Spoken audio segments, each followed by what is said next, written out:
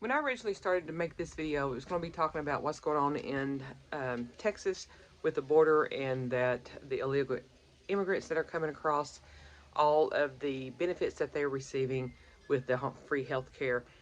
And then this situation happened here with us. So come along, let me show you what has happened to us here at This Suits Us on our homestead and show you how quickly, even though you are a prepper and you're prepared for things, you have stocked up, how quickly things go to shit in the handbasket. I think that's all.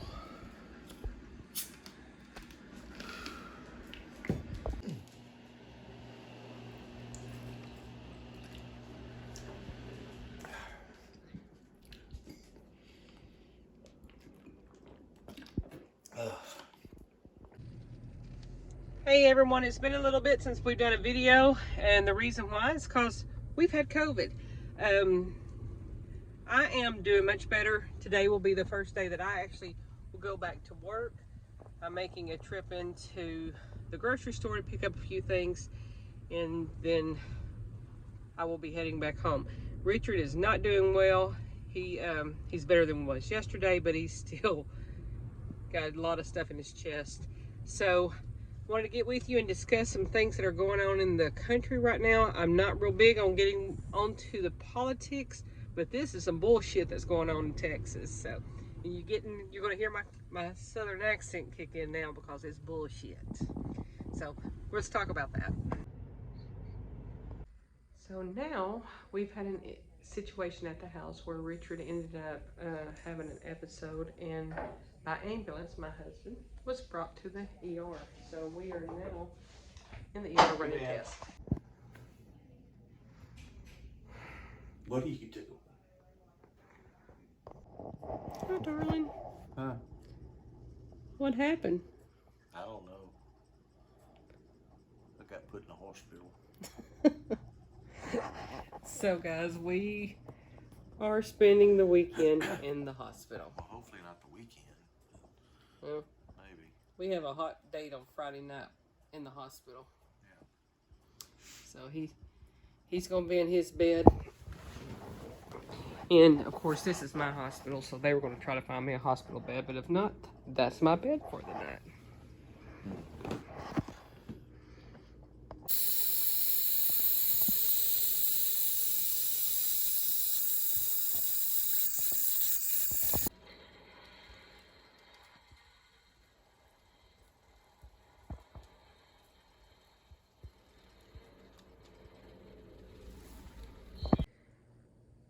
Hey guys, so as I'm sitting here with my husband, and if you guys can't tell, we're in the hospital. We had a situation today that resulted in Richard being brought in by ambulance to the ER, and then he was admitted. So this is where we're spending our Friday night. But I was sitting here thinking about this week. So what ended up happening to begin with was I tested positive for COVID. I have private insurance. Richard has private insurance. My insurance is through my work. Richard is through Blue Cross as an individual HMO policy that we pay for out of pocket. I had to pay, because it's a new year and no deductibles, I ended up having to pay $140 something, $48 I think, for my doctor's visit earlier this week when I went. Then I had to buy my medicine, which was about another $100. A day later, Richard went in, and they didn't run quite as many tests on. They didn't run the test on him. They just treated him according to me because we live together. And how much yours was? My insurance? You paid 100 and. I don't know what you're talking about. When you went to the doctor the other day. $120. He paid about $120. Plus my scripts. And then his scripts were another $60 because I went by and picked those up. Each. Now mine is going to be about the same. So going to the doctor for me and him at that time was $270 plus another $120. So that is $400. $390. That by itself is how this started. And then today, we had an episode from this that resulted in Richard having to call we called an ambulance for Richard. Now that's going to cost who knows what. I have no idea what coverage that's going to have, but you know, we all know we're going to get a bill for that. And then we were brought to the ER. So now we've got the hospital ER bill. We got the ER doctor bill. They did labs, they did x-rays, they did a CT, they did an MRI. So radiology reports are going to be coming in. And then all heart tests tomorrow. And then tomorrow we're going to have a bunch of cardiac stuff because his cardiac enzymes were elevated. So now we've got to have some tests to find out what's going on with his heart. On top of it, he's flu positive. Earlier this week, I was COVID and strep, and he has flu A. So our house is full of lots of good germs. If you want to build some antibodies, come on. What you get? Your first meal. Fish and potatoes. The fish is actually pretty good here. Yeah. Have you tried it? No. Well, we're sitting here waiting for a doctor to come by. We have spent 48 hours inside of the hospital. Did a 48-hour observation. And now we're waiting for the doctor to make her rounds. I have gone home. I took care of feeding all the farm animals and grabbed some new clothes, took a shower, that kind of stuff, then came back to work, or came back to the hospital. So at this point, we have no fever. We have continued to do updrafts on his lungs every 6 hours, I think is what we're doing. And no antibiotics because this is viral. It's not a bacterial infection or anything, so no antibiotics right now. Lots of finding other things that as he's aged, we're finding things. We found some thyroid issues, so they're medicating for that. What else? That's bad. He's got a low. My heart rate's low, but yeah. We're having heart rate. We're having problems there. His heart rate's staying in the 40s and the 50s, and now has a middle ear infection. So every time he stands up, he's dizzy. Just doing a lot of monitoring on that and helping him get through. But this is what our day's looking like. We finally made it home. Doctor came in, wrote some scripts. Of course, this is a Sunday, so I couldn't get the scripts filled. And I'll have to do that first thing in the morning and then continue to watch over Richard, make sure he's doing okay. As you can tell by looking at me, I'm exhausted. I've been sick. We've been running just continuously trying to keep up. Last 2 weeks have just been really heck. 2 weeks ago, not this week, the week before, was when all the snow and the ice came in that hit pretty much most of the United States. But here in Arkansas, you usually will get a little snow or a little ice, and within a day or two, it's all melted. A week later, we were still in ice.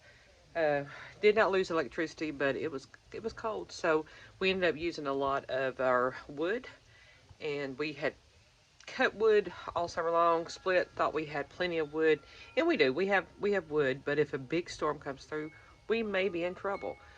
We had our butane tanks full, so we did have heat. And then all of a sudden, financially, you bust your butt to try to make sure all your bills are paid for and trying to get out of debt. And that's where we're at. We're focusing on completely being out of debt. And then this comes along, and as I'm a contract nurse, I didn't work any this week. I had COVID. I was taken off. So I didn't get paid any this week. Richard being out, he didn't get to work. So we had no income coming in this weekend or this whole week.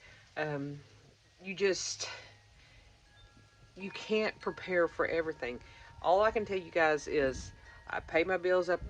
They're paid for. I'll survive. I may have some late fees on some things until my next paycheck comes in.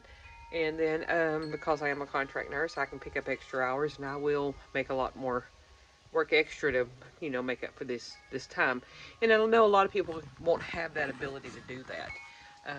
I don't know when Richard will be able to go back to work. Right now, at this point, he's not able to walk. He can't, certainly couldn't drive. So unless I'm going to transport him wherever he's going to be right here at the house. So all I can do is tell you guys is prepare, make sure that whatever you do, you have everything stocked up as much as you can, and no matter what happens, and no matter how hard you prep and you get everything, something so quickly as 2 weeks, me being off work or Richard being off work 2 weeks, how quickly that jeopardized our situation here. Now, are we going to lose everything? No, we're fine. We have plenty of everything stocked up.